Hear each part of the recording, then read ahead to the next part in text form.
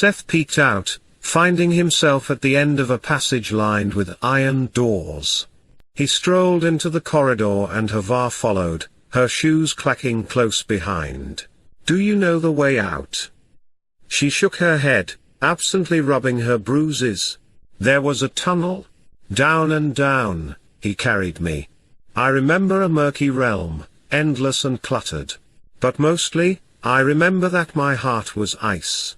For a time, it was easy to believe that this was the underworld and he, its lord."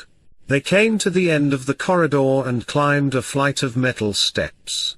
After a landing, the staircase took a right-angle turn, and after another landing and a switchback, they entered a chamber obscured by size and gloom.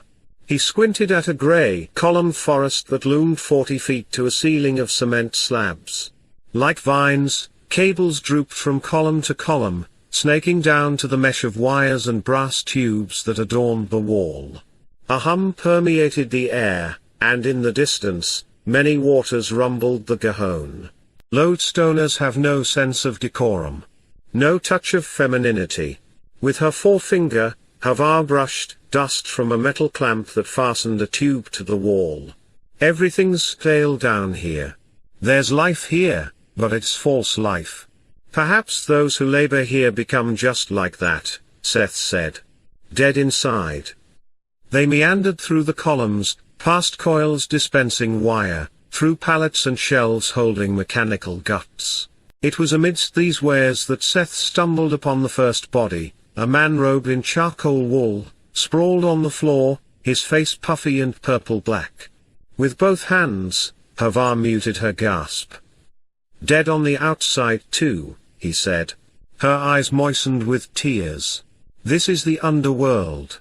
Seth led her away, into a hallway of redwood partitions, past rooms and alcoves, where globes alighted desks draped in parchment, diagrams with lines, dots, and glyphs. Of course, many of those rooms housed the dead also. Far off, to the right, over the maze of partitions, wood clanged against metal, the strike reverberating throughout the concrete chamber. Oak, he knew. Something inside him recognized the voice of his oak staff. And where his staff was, he would find Pharaoh.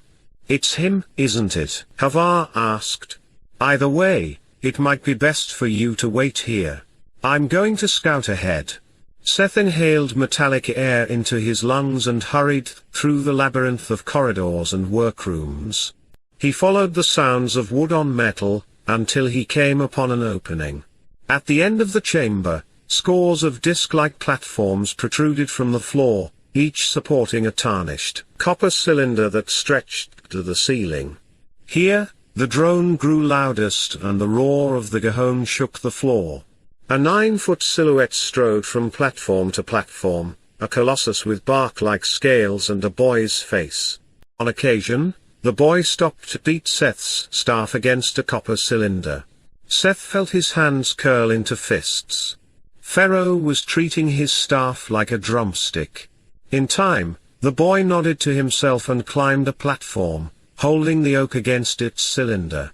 And then Seth understood. This was the boy's Azazel Tree, the place where he stashed the probabilities stolen from the city. Perhaps, as redwood bottled evil, copper bottled the good. When Pharaoh finished expelling the probabilities into the cylinder, he staggered, and the staff dropped from his hands. From far off, a man's voice cried out. "Grandmaster, they've escaped. Find them." Leaving the staff, Pharaoh leapt to the concrete with a thump and stalked into the darkness. "Or you'll wish you ended up like your dead brethren." With the hum and the river roar muffling his footfalls, Seth dashed for the platform, even as his neck hair warned him it was a trap. He was 10 paces from his staff. 5 paces. A pace. A scaly limb sprouted from the gloom, catapulting him into the air. He landed on his side in a blur of pain. Pharaoh's voice cut through the background noise. "You'll have to show me your little escape trick, Seth." Seth tested his limbs, and finding nothing broken, clambered to his feet. "I'm done showing you anything. Pharaoh slid the staff from the platform and spun it in his fingers.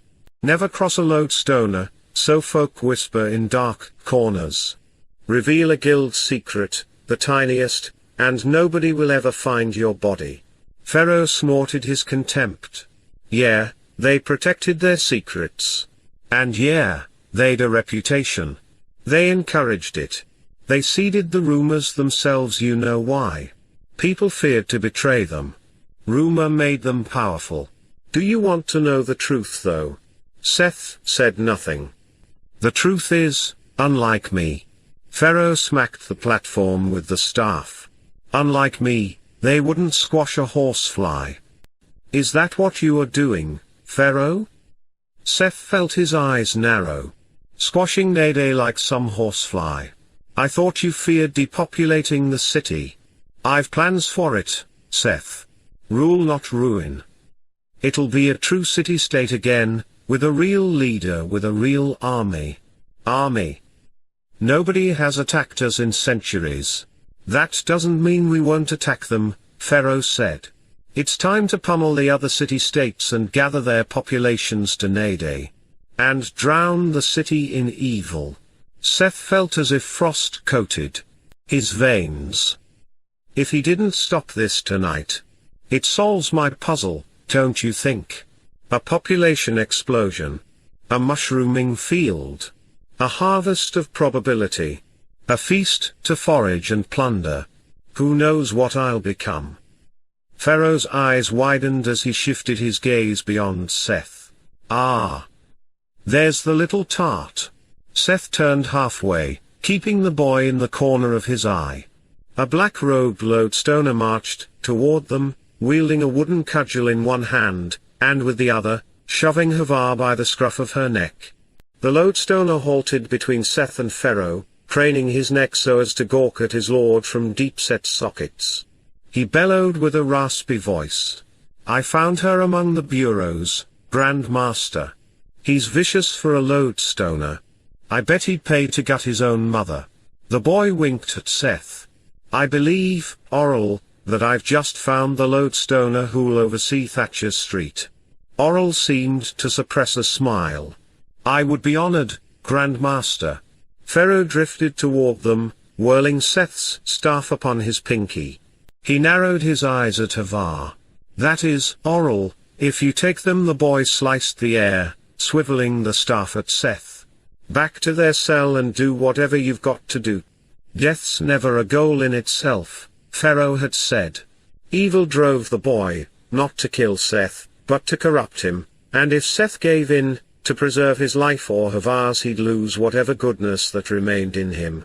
Better to die with a grain of good, Seth said, than to become a harvester of evil. Pharaoh's nostrils flared. Oral, make sure they live. Make sure they're both capable of the task. The lodestoner swallowed, and with unhidden lust, ogled Havar with bulging eyes. His right hand, the hand that bore the cudgel, trembled.